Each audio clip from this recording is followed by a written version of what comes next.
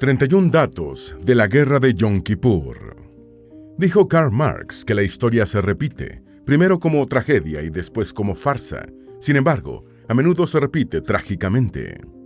El 6 de octubre de 1973, mientras celebraba su día más sagrado, el de la expiación o Yom Kippur, Israel fue sorpresivamente atacado por Egipto en la península del Sinaí y por Siria en los altos del Golán, territorios que había ocupado 6 años antes durante la Guerra de los 6 días.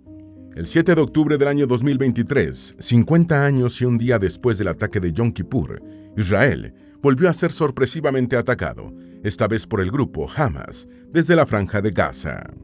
La Guerra de Yom Kippur es considerada la mayor victoria militar de Israel en toda su historia, pero también la más traumática.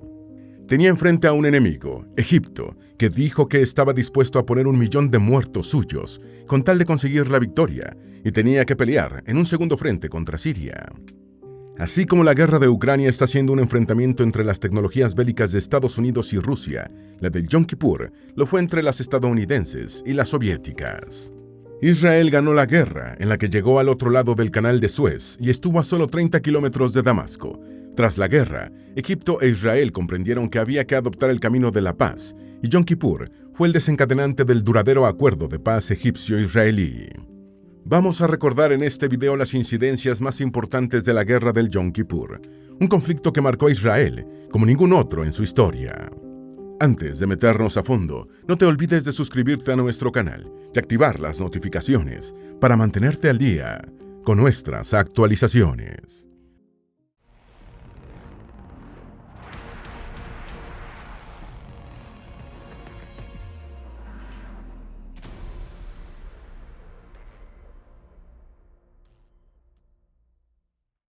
Número 1. Conflicto árabe-israelí. La guerra de Yom Kippur formó parte del histórico conflicto árabe-israelí, que ha incluido muchas batallas y acontecimientos trascendentales, incluyendo la fundación del Estado de Israel el 14 de mayo de 1948. Tan pronto el nuevo Estado que puso fin al mandato británico en la región fue proclamado, estalló la guerra árabe-israelí de 1948, que se saldó con una victoria de Israel y la firma de un armisticio en 1949.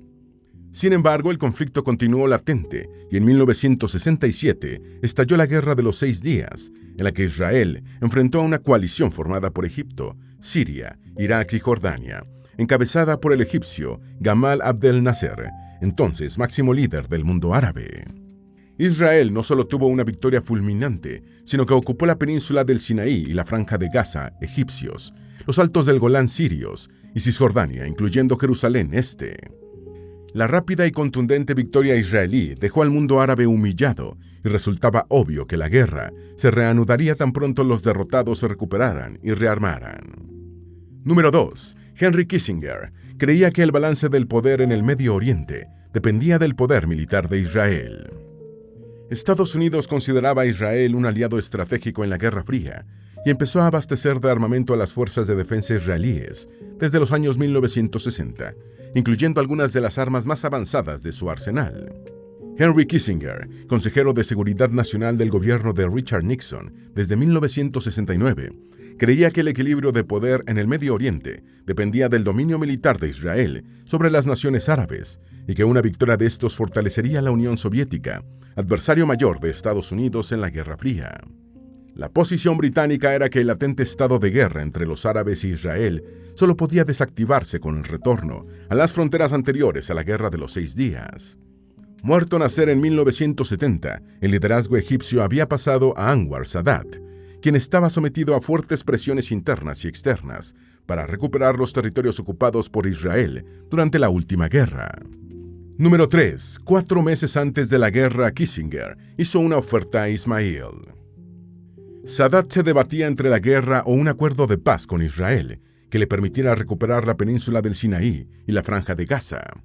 En octubre del año 1972, casi un año antes del estallido de la guerra del Yom Kippur, en una reunión con su Consejo Supremo de las Fuerzas Armadas, Sadat declaró su intención de ir al conflicto con Israel, incluso sin el apoyo soviético adecuado. En febrero de 1973, Sadat hizo una propuesta de paz que incluía la retirada israelí de la península del Sinaí, que fue transmitida a Kissinger a través del asesor de seguridad nacional egipcio, Mohammad Hafez Ismail. Kissinger transmitió la propuesta egipcia a Golda Meir, primera ministra israelí desde 1969, quien la rechazó a sabiendas de que la alternativa era la guerra. 4 meses antes del comienzo de la guerra, Kissinger transmitió a Ismail una oferta que contemplaba la retirada israelí del Sinaí, salvo de algunos puntos estratégicos. Número 4. Sadat dijo que estaba dispuesto a perder 1 millón de egipcios para recuperar el territorio perdido. ¿Qué armas recibió de la Unión Soviética? Tras recibir la propuesta de paz de Kissinger, Ismail dijo que regresaría con la respuesta de Sadat, pero nunca lo hizo. El presidente egipcio ya se había decidido por la guerra y solo estaba dispuesto a dar marcha atrás si recibía garantías de Estados Unidos de dar cumplimiento a todas las demandas árabes. Sadat declaró que Egipto estaba dispuesto a sacrificar 1 millón de soldados egipcios para recuperar sus territorios ocupados. Desde finales de 1972, Egipto había comenzado un proceso de fortalecimiento de sus fuerzas armadas, recibiendo de la Unión Soviética aviones de combate MiG-21, misiles antiaéreos de varios tipos, 62 tanques, el misil guiado antitanque AT-3 Sager y armas antitanques RPG-7. Igualmente, el gobierno de Leonid Brezhnev estaba brindando asesoría al ejército egipcio en las mejoras de sus tácticas militares, según la doctrina militar soviética. Los generales políticos egipcios, que tal mal desempeño habían tenido durante la guerra anterior, fueron reemplazados por otros oficiales presuntamente más competentes. Número 5. ¿Cómo Israel se preparó para la guerra? El 6 de octubre del año 1973, día de Yom Kippur o de la expiación, el más sagrado del calendario religioso israelí, la primera ministra Golda Meir se reunió a primera hora de la mañana con el ministro de Defensa, Moshe Dayan, y el jefe del Estado Mayor, David El-Azhar.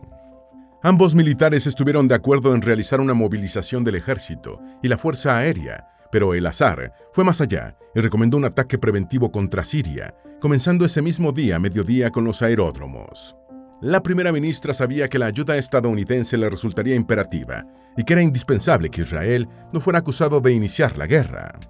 En ese momento dijo: si atacamos primero, no recibiremos ayuda de nadie, y rechazó el ataque preventivo.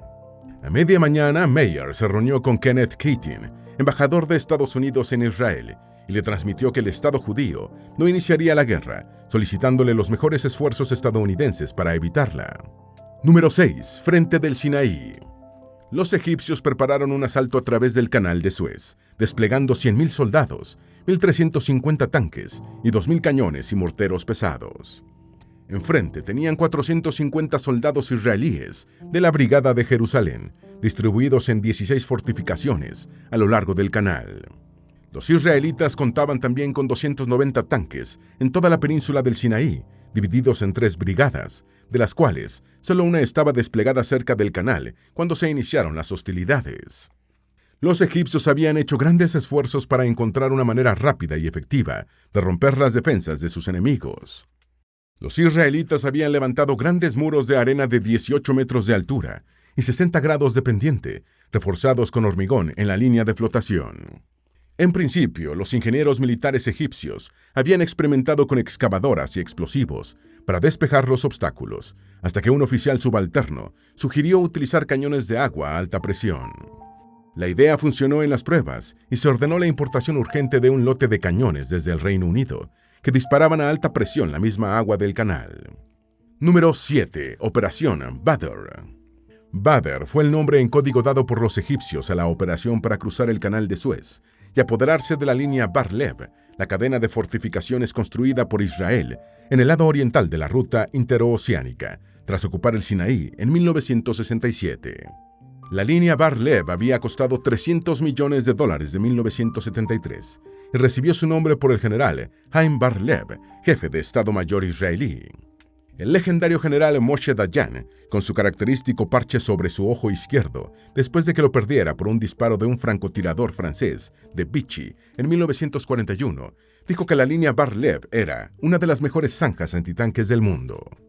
La operación Badr sobre la línea Bar-Lev, lanzada junto con la ofensiva siria en los altos del Golán, marcó el comienzo de la guerra de Yom Kippur.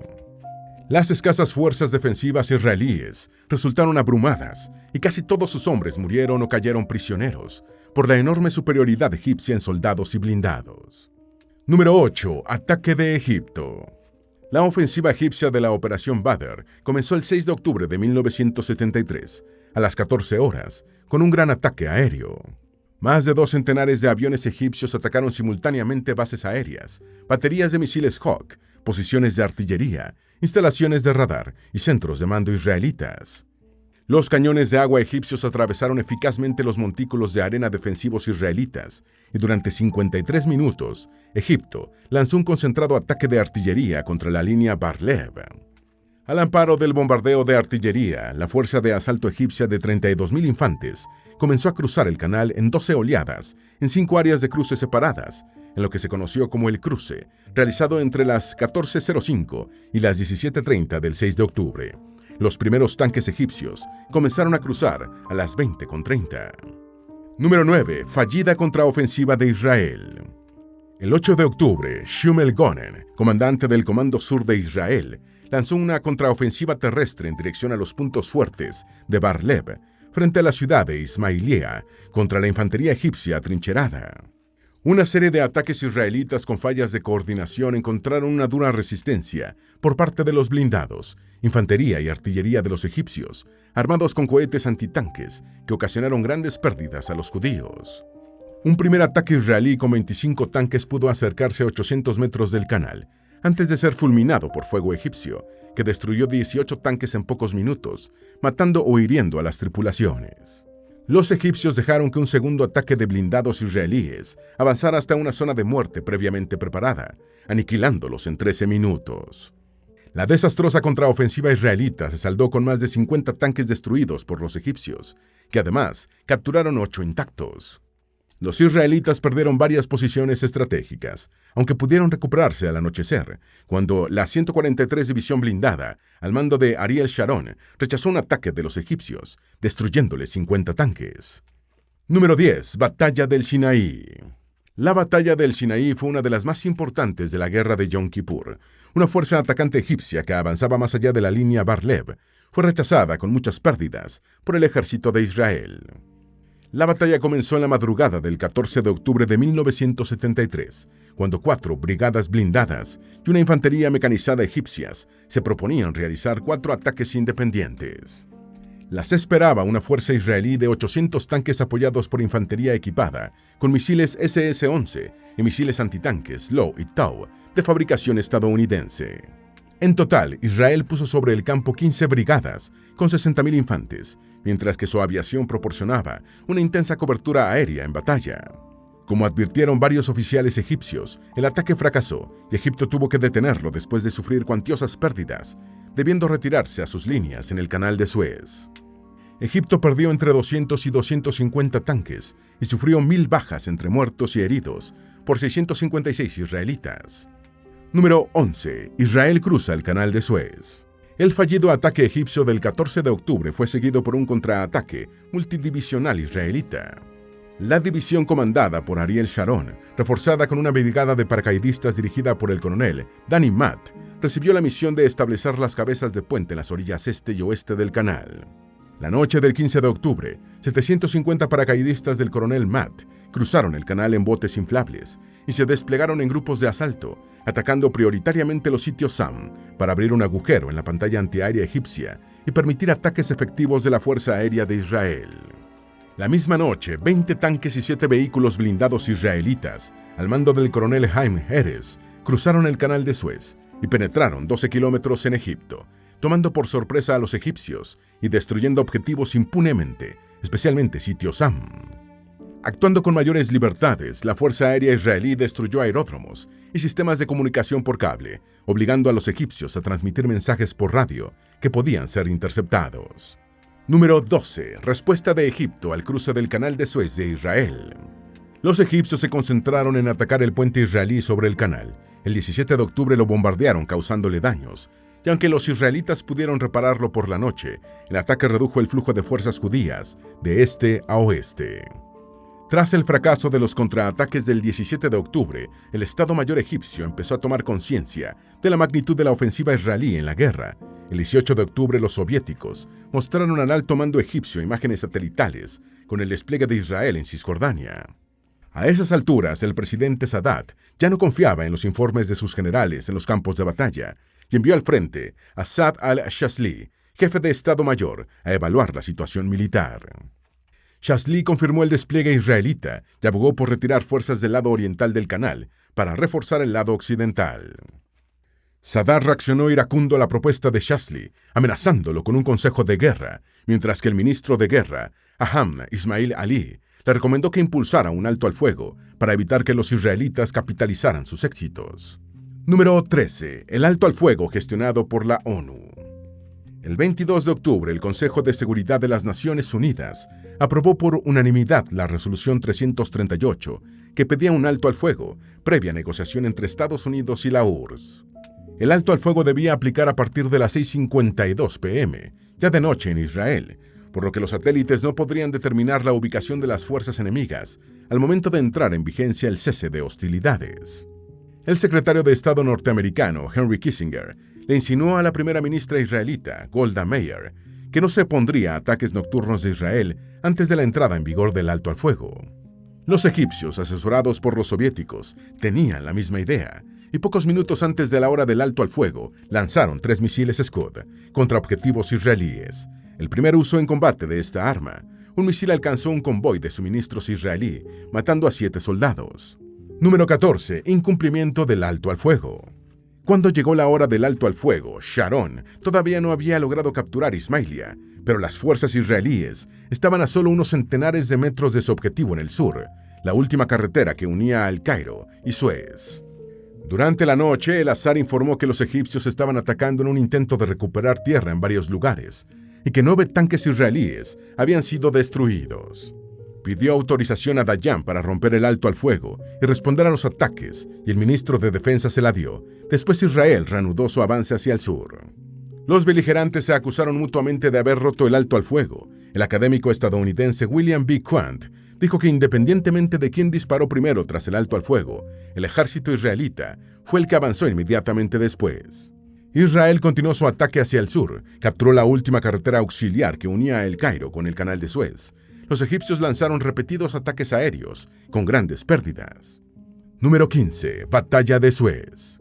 Blindados y paracaidistas judíos lanzaron un ataque contra Suez el 24 de octubre, en un intento por capturar la ciudad, en la que sería la última gran batalla de la guerra del Yom Kippur, antes del alto al fuego definitivo. Los israelitas fracasaron después de que los egipcios movilizaron todos sus recursos, incluyendo las milicias locales. Los soldados de Israel fueron rodeados y su columna blindada resultó emboscada y gravemente dañada, mientras que los paracaidistas recibieron un intenso fuego y muchos quedaron atrapados en un edificio de la ciudad. La columna blindada israelita y parte de la infantería logró ser evacuada, mientras un grupo de paracaidistas finalmente logró salir de su ratonera y regresar a sus líneas. Israel sufrió 80 muertos y 120 heridos, mientras que las pérdidas egipcias fueron mínimas. Irónicamente, esta victoria egipcia en la guerra se produjo cuando su tercer ejército estaba siendo totalmente rodeado por los israelitas. Número 16. Israel atrapa al tercer ejército egipcio. Cuando Kissinger se enteró de que Israel tenía cercado y a su merced al tercer ejército egipcio, empezó a ejercer tremendas presiones sobre los israelitas para que no lo destruyeran. El diplomático estadounidense vio una extraordinaria oportunidad en que Egipto tuviera que agradecerle el salvamento de su ejército, confiando en que más adelante podría conseguir sustraer a los egipcios de la esfera de influencia soviética. Kissinger amenazó a Israel con apoyar una resolución de la ONU exigiendo su retirada a sus posiciones del 22 de octubre si destruía al tercer ejército egipcio. En una conversación telefónica con el embajador israelí, Simcha Dinitsk, Kissinger le dijo que la destrucción del tercer ejército egipcio era una opción que no existía. Para Israel, perdonar al ejército enemigo tampoco era del todo un mal negocio, ya que teniéndolo atrapado podía negociar concesiones como el desbloqueo del canal de Suez para los buques israelíes y la pronta liberación de prisioneros de guerra. Número 17. Los ataques de Golán. En el frente del Golán, los sirios atacaron con 28.000 soldados, 800 tanques y 600 piezas de artillería. Aceptando una disparidad de blindados de 8-1, el Azar dijo: «Tendremos 100 tanques contra sus 800. Eso debería ser suficiente». Durante 4 días de combates, la 7ª Brigada Blindada de Israel logró mantener la línea de colinas rocosas que defendía el flanco norte de su cuartel general en Nafá, infligiendo grandes pérdidas a los sirios. En el sur, los israelitas tenían que defender un terreno mucho más llano, y los sirios consiguieron avances en el Golán meridional. Tras algunas victorias sirias, incluyendo el colapso de la 188 Brigada Blindada israelí, la marea en el Golán empezó a cambiar con la llegada de fuerzas de reserva de Israel. El 10 de octubre, la última unidad siria en el sector central fue expulsada a través de la línea púrpura. Después de 4 días de intensos e incesantes combates, los israelíes lograron expulsar a los sirios de todo el Golán. Número 18. Israel avanza hacia Damasco. Expulsados los sirios del Golán por segunda vez en 6 años, Israel enfrentó el dilema de si se mantenían las fronteras conseguidas tras la Guerra de los 6 días o si seguía avanzando por el interior de Siria hacia su capital, Damasco. Los partidarios del avance argumentaban que de esa manera se podría conquistar Siria y sacarla de la guerra. Los estrategas opuestos señalaban que los recursos que demandaría la campaña siria eran requeridos en el frente egipcio. Golda Meir optó por profundizar el ataque en el frente sirio, y el 11 de octubre 3 divisiones del ejército israelí penetraron en Siria, más allá del Golán, y enfilaron hacia Damasco. A 40 kilómetros de la ciudad, la bombardearon con artillería pesada M10. Israel estuvo a solo 30 kilómetros de la capital siria. Número 19. ¿Cómo fue la ayuda militar de Estados Unidos a Israel? Antes del comienzo de la guerra, la inteligencia estadounidense calculó que Israel podría obtener la victoria en un plazo de entre 72 y 96 horas, y Estados Unidos se preguntaba si debía incrementar la ayuda militar a los israelitas. Kissinger deseaba que la victoria israelita no fuera aplastante para que le quedaran algunas cartas diplomáticas que jugar ante el mundo árabe.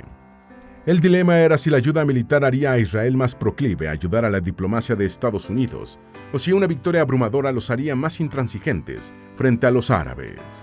A las 48 horas de comenzada la guerra, quedó claro que esta vez la victoria no sería tan rápida como en 1967, dadas las pérdidas inesperadamente altas en hombres y equipos que estaban sufriendo las fuerzas de defensa de Israel. Mientras la noche del 8 de octubre daba paso a la madrugada del 9, Moshe Dayan le dijo a Golda Meir: «Este es el final del tercer templo». Número 20. Israel consideró el uso de armas nucleares. Por supuesto, no había ningún tercer templo que los israelitas temieran que podría ser destruido. Templo era la palabra clave para considerar el uso de armas nucleares. Para Israel, perder una guerra frente a sus enemigos árabes nunca ha sido una opción. Perder el tercer templo equivalía a perder el país. El 9 de octubre, en la reunión del gabinete israelí, Dayan advirtió que el país se estaba acercando al punto de tener que utilizar el último recurso. Esa noche, la primera ministra israelí autorizó el montaje de 13 bombas nucleares tácticas. Cuando Kissinger y Nixon se enteraron de los planes israelíes, el presidente estadounidense autorizó el inicio inmediato de un puente aéreo para reemplazar todo el armamento perdido por Israel. El historiador Abraham Rabinovich dijo: «Si bien el puente aéreo estadounidense de suministros no reemplazó inmediatamente las pérdidas de equipo de Israel, sí permitió a Israel gastar lo que tenía más libremente». Una anécdota señala que cuando Sadat le reclamó a Kissinger por el puente aéreo, este le dijo que los israelitas estaban volviendo nucleares. Número 21. ¿Cómo fue la ayuda militar soviética a Egipto? A partir del 9 de octubre, la Unión Soviética comenzó a abastecer a Egipto y Siria por aire y mar. En total, los soviéticos entregaron unas 78.000 toneladas de equipos militares a Egipto y Siria, 63.000 por mar y 15.000 por aire. El puente aéreo soviético tuvo que ser muy rápido por las masivas y aceleradas pérdidas de equipamiento de sus aliados en la guerra, y a menudo los envíos se hicieron desde los almacenes de los países del Pacto de Varsovia. El puente marítimo incluyó 400 tanques para Siria, y se cree que en barcos soviéticos anclados en Alejandría había armas atómicas mantenidas en reserva para contrarrestar la amenaza nuclear israelí. Asesores militares soviéticos estuvieron presentes en todos los puestos de mando sirios. Número 22. La amenaza de intervención soviética. El 9 de octubre, el Centro Cultural Soviético en Damasco fue alcanzado por una bomba israelí. El 11 de octubre, el mercante Ilya Meshnikov resultó hundido por la Armada de Israel. Estas acciones elevaron al máximo las tensiones entre la URSS e Israel, y buques de guerra soviéticos dispararon varias veces contra aviones israelitas cuando se acercaban demasiado.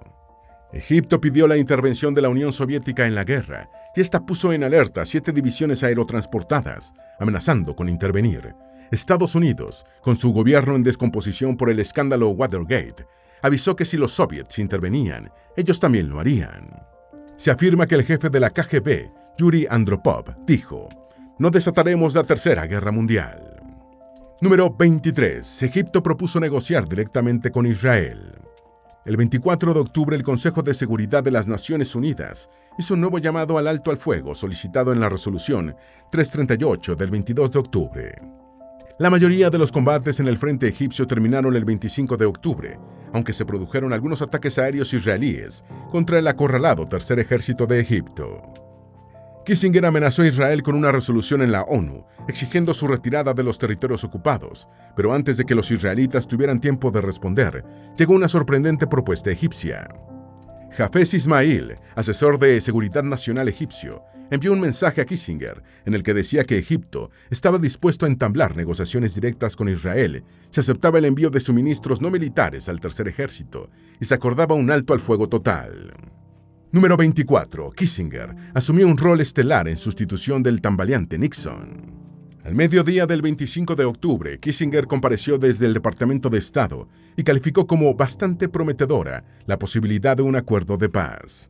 Rechazó la presencia de tropas estadounidenses y soviéticas en el Medio Oriente y tuvo palabras conciliadoras hacia todos los actores políticos involucrados, incluyendo la URSS. Kissinger dijo: "El problema será relacionar la preocupación árabe por la soberanía sobre los territorios con la preocupación israelí por la seguridad de las fronteras. Creemos que el proceso de negociaciones entre las partes es un componente esencial de esto". Número 25. La intervención de Kissinger fue decisiva. Refiriéndose a la intervención de Kissinger del 25 de octubre, William B. Quandt dijo: "Fue una actuación brillante, una de las más impresionantes". Una hora después, el Consejo de Seguridad de las Naciones Unidas adoptó la resolución 340, que exigió un alto al fuego y el retorno de las partes a las posiciones que ocupaban el 22 de octubre. En esta ocasión, el alto al fuego se cumplió y la guerra del Yom Kippur terminó.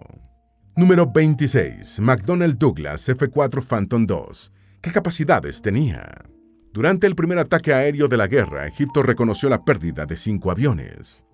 Fuentes israelíes señalan que 18 aviones egipcios fueron derribados, incluyendo una intervención notable de 2 cazabombarderos F-4 Phantom de Israel.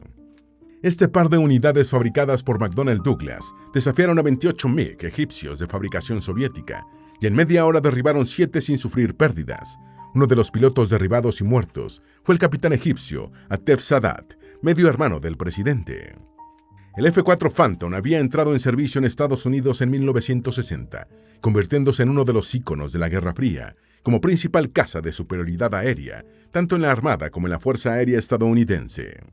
La adición de capacidades de radar obligó a introducir un segundo tripulante y se decidió armarlo solo con misiles. La última versión de este avión retirado del servicio en Estados Unidos, en 1996, estaba impulsada por 2 motores, J-79 GE-8, que le proporcionaban una velocidad de Mach 1,97. Número 27. ¿Qué es el avión Douglas A-4 Skyhawk, usado por Israel? ¿Qué capacidades tenía? El Skyhawk fue el principal avión de ataque terrestre de la Fuerza Aérea israelí durante la guerra del Yom Kippur, llevando a cabo numerosas misiones de bombardeo y realizando un porcentaje considerable de las incursiones tácticas de Israel durante el conflicto. 7 bases aéreas egipcias resultaron dañadas, con la pérdida de 2 A-4 Skyhawk y sus pilotos. Según el Air Combat Information Group, al menos 9 Skyhawks fueron derribados por cazas MiG-21 y MiG-17 durante la guerra de Yom Kippur. Este avión de ataque ligero monoplaza subsónico con capacidad para portaaviones realizó su primer vuelo en Estados Unidos en 1954 y fue jubilado por la Fuerza Aérea Israelí en 2015. Fue pionero en el reabastecimiento de combustible aire-aire compañero, lo que permite que un avión abastezca a otro, reduciendo la necesidad de aviones cisternas dedicados.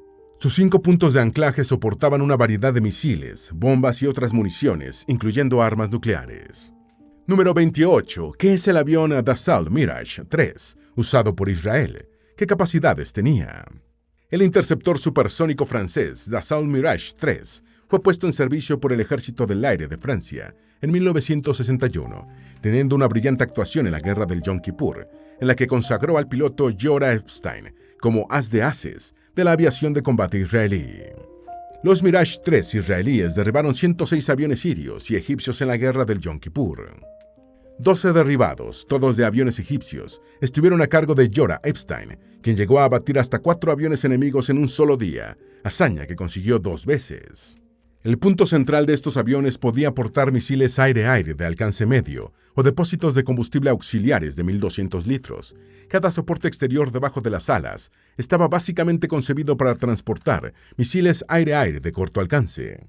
Era capaz de ascender a 18 kilómetros en 6 minutos y podía alcanzar Mach 1,3 en vuelo horizontal. Aparte de Francia e Israel, entre sus usuarios estuvieron Australia, Pakistán y Argentina. Número 29. ¿Qué es el avión Sukhoi Su-7 usado por Egipto? ¿Qué capacidades tenía? Los principales aviones puestos en combate por las fuerzas aéreas árabes durante la Guerra del Yom Kippur fueron los MiG-17, 19 y 21 y los Sukhoi Su-7 de fabricación soviética. El Sukhoi Su-7 fue un avión caza con ala en flecha supersónico, propulsado por un turborreactor desarrollado en la URSS en 1955. Originalmente fue diseñado como un caza táctico para combate a baja altitud, pero no tuvo éxito en ese rol. La serie Su-7B, introducida poco después, se convirtió en el principal cazabombardero y avión de ataque a tierra soviético en la década de 1960. Este avión retirado por los soviets en 1986 era simple y robusto, pero sus limitaciones incluían un corto alcance y una reducida carga de armamento. Fue utilizado por los egipcios durante la Guerra del Yom Kippur y en el Museo de la Fuerza Aérea de Israel, situado cerca de la ciudad de Beerseba, en el desierto de Negev, se exhiben los restos de un derribado sobre el Sinaí el 6 de octubre de 1973. Número 30. Acuerdos de Camp David. La Guerra de Yom Kippur alteró el estatus en el Medio Oriente y fue un antecedente directo de los acuerdos de Camp David. Estos acuerdos, firmados en 1978 por el presidente egipcio Anwar Sadat y el primer ministro israelí Menahem Begin, con el patrocinio del presidente estadounidense Jimmy Carter, sellaron la paz entre Egipto e Israel a cambio de devoluciones territoriales por parte del Estado judío. Golda Meir murió en 1978 a los 80 años. Anwar Sadat fue asesinado en 1981 por nacionalistas egipcios. Henry Kissinger cumplió 100 años el pasado 27 de mayo de 2023. Número 31. ¿Cómo la Guerra de Yom Kippur cambió a Israel? Recientemente, a raíz de los ataques de Hamas, que comenzaron el 7 de octubre, un día después del 50 aniversario del inicio de la Guerra del Yom Kippur, Meron Metzini, de 91 años, recordó: "Estábamos más enojados por el hecho de que nos pillaron desprevenidos. Esta vez sentimos que hay un enemigo totalmente diferente". El ahora anciano era secretario de prensa del gobierno de Golda Meir y recuerda las sesiones de gabinete de la época, con la primera ministra fumando continuamente sus cigarrillos, Chesterfield, y bebiendo innumerables tazas de café. Metzini afirma que la principal diferencia entre 1973 y ahora es la sensación de ira que siente por el elevado del número de víctimas, la cobertura generalizada de los medios y las redes sociales sobre los episodios más horrendos. Según Abraham Rabinovich, la Guerra de Yom Kippur ha sido la mayor victoria militar que Israel haya tenido jamás, pero también el evento más traumático en su historia. Una similitud entre la Guerra de 1973 y la de 2023 es la idea de que Israel fue tomado por sorpresa. Esperamos que este video te haya sido útil. Si tienes algo que agregar, por favor, compártelo con nosotros en la sección de comentarios. Dale me gusta a este video y envíale el enlace a tus familiares y a tus mejores amigos para que también sepan más sobre los 31 datos de la Guerra de Yom Kippur. Si eres nuevo en nuestro canal, no olvides suscribirte. No se te olvide seguirnos en todas nuestras redes sociales, que van a estar aquí abajo en la descripción. Recuerda, un pueblo que no conoce su historia está condenado a repetirla.